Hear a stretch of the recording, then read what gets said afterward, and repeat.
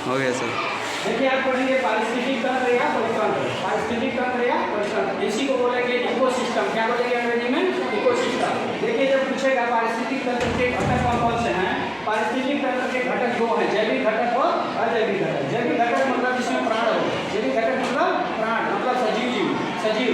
अजैविक घटक मतलब जिसमें प्राण न हो, जिसमें अजीव सजीव को क्या बोलेंगे? जैविक घटक। और जिसको सजीव और निर्जीव, निर्जीव को क्या बोलेंगे? अजैविक घटक। देखिए जैविक घटक कौन है पारिस्थितिक तंत्र में? अजैविक घटक कौन से हैं? उत्पाद कौन है? उत्पाद, उपभोक्ता और अवघटक। ठीक है, उत्पाद, उपभोक्ता और अवघटक। अजैविक घटक में कौन है? भौतिक घटक, अकार्बनिक घटक और कार्बनिक घटक।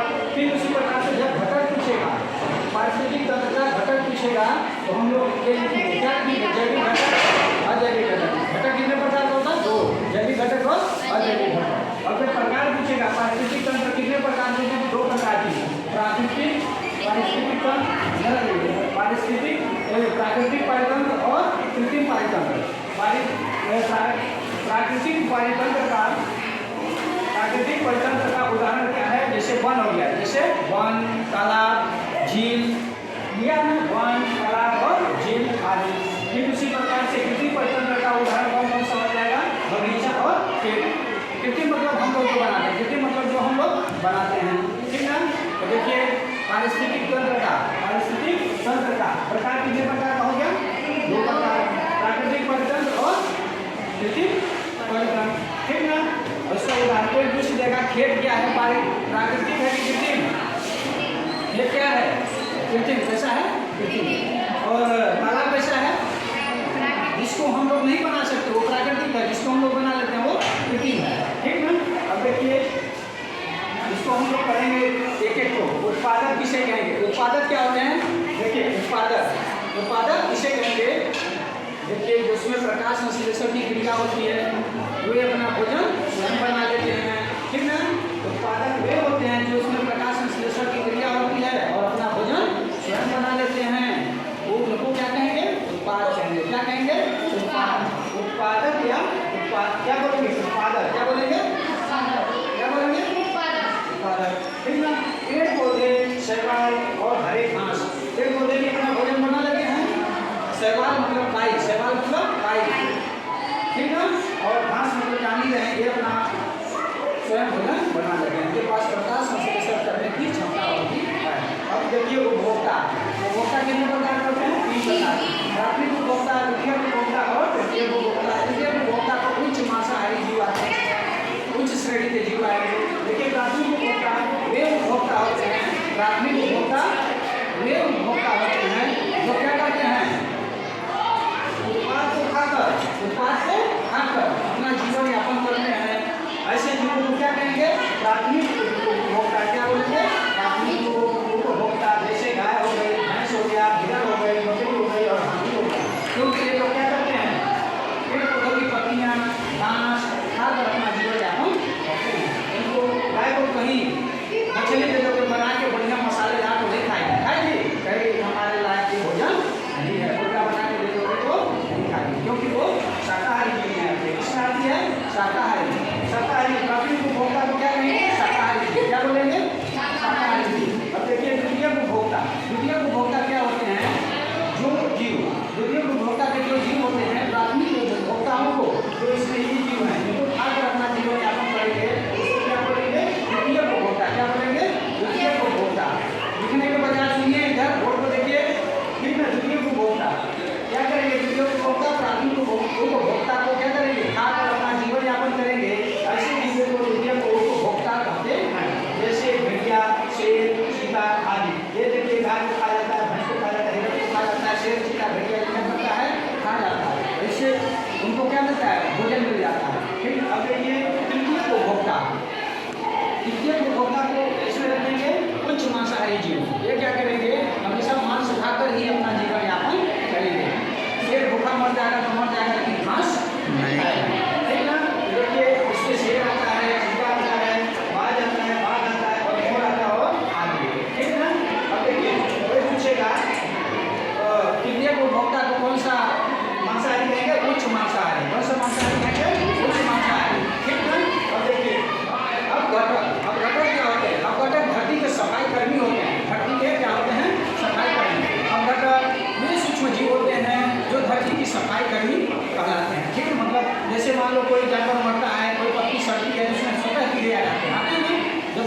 कीड़े जब आ जाते हैं क्या होता है, वो स्वतः नष्ट हो जाता है। मान लो जैसे गोबर हो गया, गोबर में स्वतः जीव आते हैं ना, और कुछ दिन बाद गोबर नष्ट हो जाता है, मिट्टी में मिल जाता है।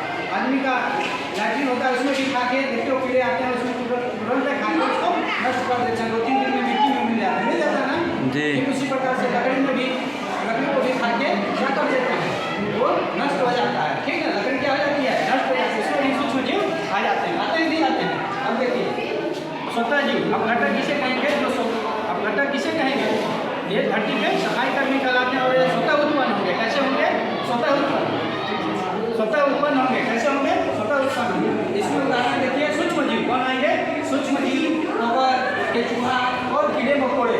ठीक है, कीड़े मकोड़े, कोई भी जानवर मर जाता है, जैसे गाय मर गई, इसको फेंक देते हैं, उसमें स्वतः कीड़े उत्पन्न हो जाते हैं, उसको नष्ट कर देते हैं और मर जाते हैं। और एक चीज और है, अब घटक में देखिए कौवा भी आ जाता है। कौन आता है, कौवा, कौवा देखिए ना, कौवा, कुत्ता और गिद्ध, ये भी खा के उसको नष्ट करते हैं, नहीं करते हैं, करते हैं नहीं करते हैं। अब देखिए हम आशा करते हैं कि उत्पादक, उपभोक्ता और घटक। उपभोक्ता कितने प्रकार के होते हैं, 3 प्रकार के, प्राथमिक उपभोक्ता, द्वितीयक उपभोक्ता, तृतीयक उपभोक्ता। प्राथमिक उपभोक्ता प्राथमिक उत्पाद को खाकर अपना जीवन यापन करते हैं, फिर उसी प्रकार से द्वितीय क्या करेगा, प्राथमिक को खाकर, तृतीय क्या करेगा, द्वितीय को खाकर, है ना, उदाहरण सही बन जाना चाहिए। अब देखिए जैविक घटक को हमने समझ लिया जीवों के बारे में, जो जीव सजीव होते हैं। अब निर्जीव भी आता है उसी में, हम लोग को जीवन को जीने के लिए सजीव और निर्जीव दोनों की जरूरत पड़ती है ना। जैसे हमको सूर्य का प्रकाश नहीं मिलेगा, हवा नहीं मिलेगा, ताप नहीं मिलेगा, तो जीवन संभव नहीं है। ठीक ना, ठीक उसी प्रकार से जैविक घटक का भी हमको जरूरत पड़ता है। जैसे भौतिक घटक, जैविक घटक को 3 घटकों में बांटा गया है। भौतिक घटक कौन सा, भौतिक घटक, कार्बनिक और कार्बनिक घटक। भौतिक घटक में क्या क्या होता है, ध्यान से देखिए। भौतिक घटक, इसमें तापमान क्या आ जाएगा, तापमान, आर्द्रता, आर्द्रता मतलब नमी होता है, ठीक ना, प्रकाश, वायुमंडलीय दाब और ऊंचाई, ये सब कैसे हैं, भौतिक घटक है। कैसे घटक हैं, भौतिक घटक। अब देखिए अकार्बनिक घटक, ये कार्बनिक विपद, कार्बनिक, अकार्बनिक और कार्बनिक ध्यान देना है। अकार्बनिक जिसमें रहेगा उसमें कार्बन और हाइड्रोजन का तत्व नहीं रहेगा। जितने चीज उदाहरण में रहेंगे उसमें कार्बन और हाइड्रोजन नहीं रहेंगे, मतलब दोनों तत्व रहेंगे, कार्बन और हाइड्रोजन, तभी उसको हम क्या मानेंगे, कार्बनिक, नहीं तो अकार्बनिक। देखिए अकार्बनिक में क्या आ जाएगा, जल, क्या आ जाएगा, जल, ऑक्सीजन, कार्बन डाइऑक्साइड। इसमें देखिए कार्बन डाइऑक्साइड में हाइड्रोजन नहीं है, इसलिए इसको हम अकार्बनिक में रखेंगे, कार्बन डाइऑक्साइड और हाइड्रोजन गैस, कैसे ना। अब देखिए कार्बनिक घटक, कार्बनिक घटक में क्या होता है, कार्बोहाइड्रेट, प्रोटीन और वसा आता है। देखिए कार्बोहाइड्रेट, कार्बोहाइड्रेट होता है, उसमें देखो कार्बन, हाइड्रोजन, ऑक्सीजन तत्व पाए जाते हैं ना। लेकिन वही देखो कार्बन और हाइड्रोजन पाया गया, जिस पदार्थ में कार्बन और हाइड्रोजन पाया जाएगा उसको क्या किसमें रखेंगे, कार्बनिक में। इसमें एक चीज मिलेगा कार्बन भर, उसको अकार्बनिक में रखेंगे। देखो कार्बनिक और कार्बनिक का समझना है, पकड़ना है। अब देखो प्रोटीन, प्रोटीन में नाइट्रोजन भी जुड़ जाता है, कार्बन, हाइड्रोजन, ऑक्सीजन और नाइट्रोजन, जितने भी प्रोटीन देने वाले पदार्थ होते हैं, प्रोटीन जानते हो ना, जैसे दूध हो गया और सभी प्रकार की दलहनी फसलें, दाल हो गया, ठीक ना, अंडा हो गया, इनमें क्या मिलता है, प्रोटीन। इसमें नाइट्रोजन का तो अवश्य उपलब्ध रहेगा, अवश्य उपलब्ध रहेगा। कोई पूछेगा कार्बोहाइड्रेट में कौन कौन से तत्व उपलब्ध रहेंगे, कार्बन, हाइड्रोजन और ऑक्सीजन। प्रोटीन में कार्बन, हाइड्रोजन, ऑक्सीजन और नाइट्रोजन, ठीक ना। अब देखिए अकार्बनिक, कार्बनिक और अकार्बनिक पहचान लेंगे ना। जैसे देखो ताप, भौतिक घटक, तापमान, आर्द्रता, ऊंचाई, दाब, किसमें आ जाएगा, भौतिक घटक में।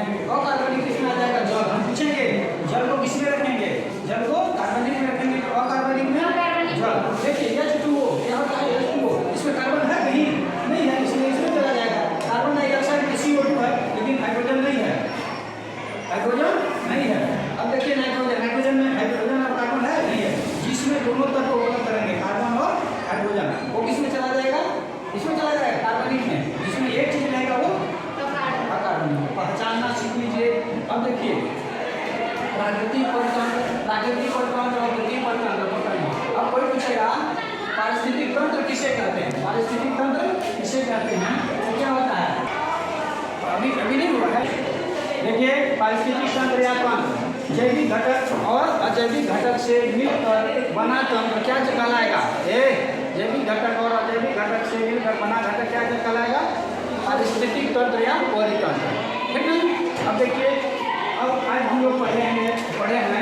पारिस्थितिक तंत्र और परितंत्र के घटक की कौन कौन से हैं?